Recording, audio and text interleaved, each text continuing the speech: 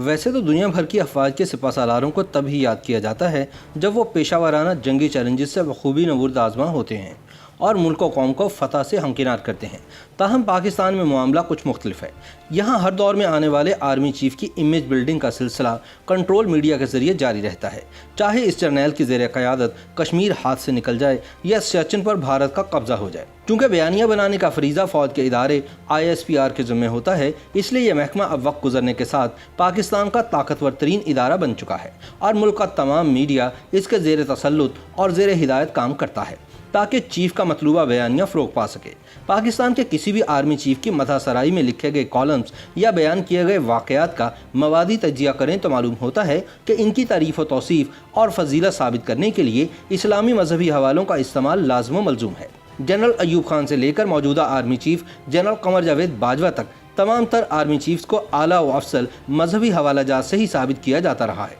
اور یہ فریضہ درباری صحافیوں کے ذمہ لگایا جاتا ہے جو شاہ کی مدح سرائی میں اخبارات کے صفحات کالے کرتے ہیں اور ٹی وی اسکرین پر مطلوبہ تجزیے پیش کرتے ہیں۔ جنرل ایوب خان کے دور کے اخباری تراشے یہ بتاتے ہیں کہ مسلم لیگ کنونشنل جس کے ناتواں قندوں پر ایوب خان کو مسند اقتدار پر فائز رکھنے کا بار رہا، اس پر الزام تھا کہ اس نے ایک ایسا پوسٹر بھی بنایا جس میں جنرل ایوب خان کو نعوذ باللہ حضرت ایوب علیہ السلام سے تشبیہ دی گئی تھی۔ نوائے وقت لاہور میں 1 جنوری سن 1965 کو شائع ہونے والی ایک خبر کے مطابق شہر میں کنونشنل مسلم لیگ کی جانب سے ایک پوسٹر دیواروں پر چسپاں کیا گیا جس پر لکھا گیا تھا کہ اللہ پاک نے بنی اسرائیل کے پیغمبر حضرت ایوب علیہ السلام کا درجہ صدر ایوب کو بخشا۔ بعد ازاں جب محترمہ فاطمہ جناح نے فیلڈ مارشل ایوب خان کے خلاف الیکشن لڑنے کا فیصلہ کیا تو ان کے مذہبی عقیدے کو بنیاد بنا کر محترمہ فاطمہ جناح پر شدید تنقید کی گئی۔ اسی طرح جامعہ اشرفیہ لاہور کے منتظم مولانا عبد الرحمن اشرفی سے منسوب ایک پرانا اخباری تراشا ایسا بھی ہے جس میں انہوں نے یہ بیان دیا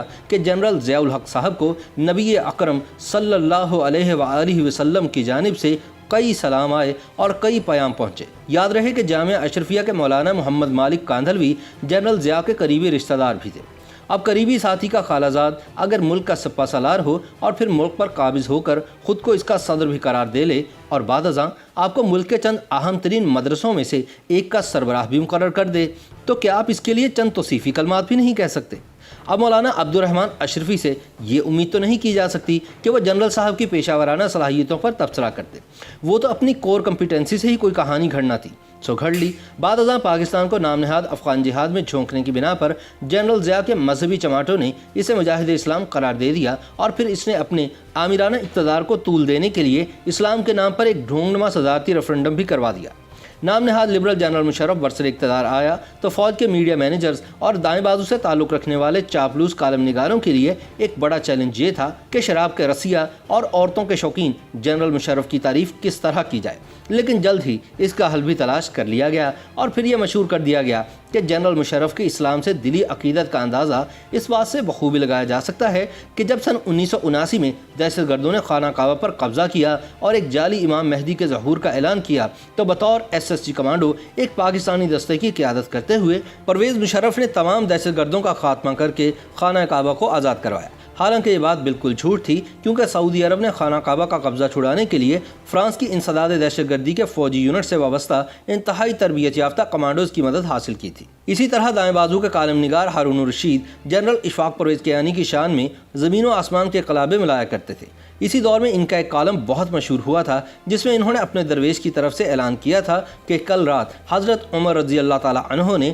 جھنڈا طالبان سے لے کر کسی اور کو تھما دیا۔ یاد رہے کہ یہ کالم ایک ایسے موقع پر چھپا کہ جب کئی سال تک طالبان کی حمایت کرنے والے صحافی بشمول ہارون الرشید کے نئے مشرف واقعانی ہوئے تھے۔ انہوں نے اپنے کالم میں کسی اور کی وضاحت تو نہیں کی، لیکن اشارہ کس طرف ہے یہ زیادہ وضاحت کا طلبگار بھی نہیں۔ خیال کیا جاتا ہے کہ ہارون رشید جب اس طرح کے چاپلوسانہ کالم لکھتے ہیں تو وہ کسی اور ہی دنیا میں پہنچے ہوتے ہیں۔ اسی طرح جنرل رحیل شریف کی تعریف و توصیف میں بھی مذہبی حوالوں کا بے دریغ استعمال کیا گیا۔ اس حوالے سے مذہبی رہنما امیر حمزہ کا دنیا اخبار کے لیے لکھا گیا کالم بہت مشہور ہوا جس میں انہوں نے جنرل رحیل شریف کے نام کا عربی ماخذ بیان کر کے ان کے پاک چین راہداری میں کردار کو عین اسلامی اور ان کے نام کے مطابق قرار دیتے ہوئے انہیں پاک چین راہداری کے لیے لازم و ملزوم قرار دیا۔ انہوں نے لکھا کہ الرحیل اسے کہتے ہیں جو ایک جگہ سے دوسری جگہ یا ایک کے بعد دوسرا قدم اٹھانے میں اور چلنے میں بڑا مضبوط ہو۔ قارئین کرام، میں جنرل راحیل شریف کو دیکھتا ہوں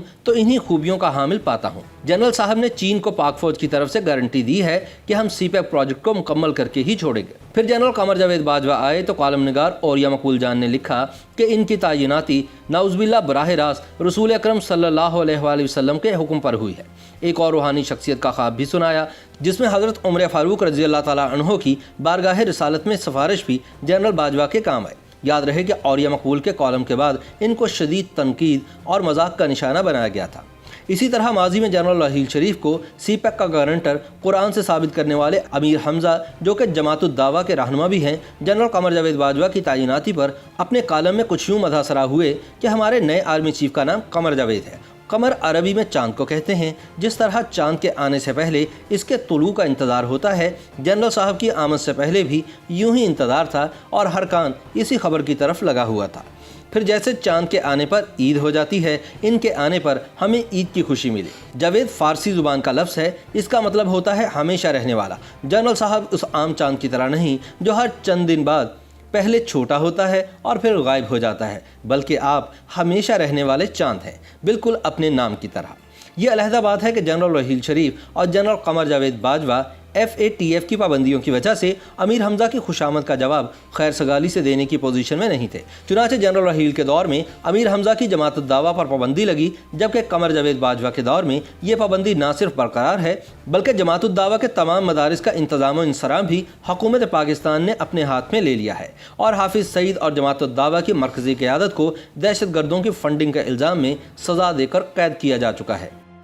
یوٹیوب پر گوگلی ٹی وی دیکھنے کے لیے youtube.com کی سرچ بار میں گوگلی ٹی وی ٹائپ کریں۔ گوگلی ٹی وی کے پیج پر سرخ رنگ کے سبسکرپشن والے بٹن پر کلک کرنا نہ بھولیے۔ یوٹیوب پر اپلوڈ ہونے والی ویڈیو سے باخبر رہنے کے لیے بیل آئیکن پر کلک کیجیے۔ آپ کو ہر نئی آنے والی ویڈیو کے بارے میں نوٹیفیکیشن موصول ہو جائے گا۔